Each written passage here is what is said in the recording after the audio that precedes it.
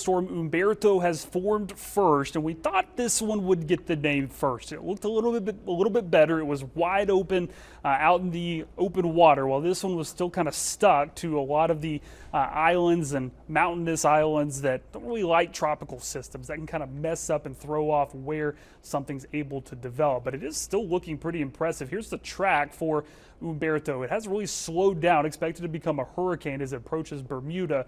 And it looks like it's right aimed at us, but the general consensus is that this is still going to curve back around. But really, what's its impact going to be on that second system? That's kind of what the big question is. Long before anything tropical gets here, we've got higher rain chances and a cold front on the way. You see the activity in Arkansas, Louisiana, all the way up to D.C. So going to take some time for these better rain chances to get to us. Tomorrow, a lot like today, maybe an isolated shower, maybe a few extra showers overnight, but it's probably Friday before we start to get into the really high rain chance. You can see some activity offshore, but most of us stay dry tomorrow. If you're headed to the central or western part of the state, that's where the higher rain chances will be.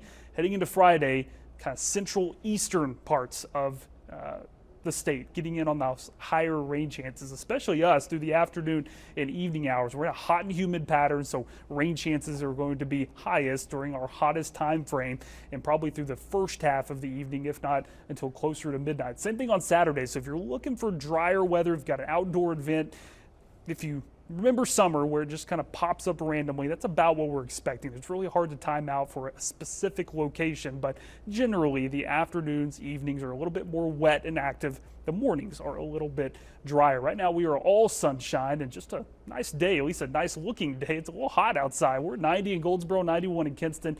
Behind the sea breeze down to 82 in Beaufort. New Bern getting a little bit warmer today since they didn't have any showers or thunderstorms to interrupt. Feels like 94 in New Bern despite being in the 80s. 95 in Kinston, 96 in Kenansville. So some fog possible, but notice our breeze starting to come alive a little bit more.